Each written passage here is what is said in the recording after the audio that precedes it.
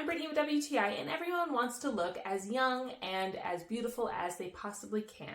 And this Hotodeal LED face light therapy mask has not only been fun scaring my family every so often, but also has been nice to add to my skincare routine. It is such a simple thing to do. It comes with a manual which explains all the different benefits of the different types of lights that it has. It has 7 different ones, shows all of the instructions, how often to do it.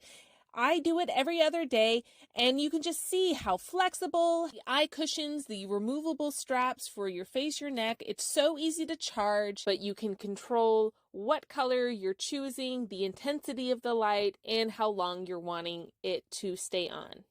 And you can see all the different colors. It's so easy to clean too. You can just take a wipey and wipe the surface that's around the lights, the eye cushions, the outside of it. You can really keep it nice and clean, especially something that's going on your skin.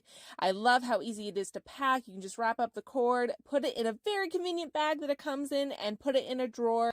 I like how you can just strap it on. It's one and done. You can just take a breather, 10, 15 minutes, relax. You can easily look at your phone.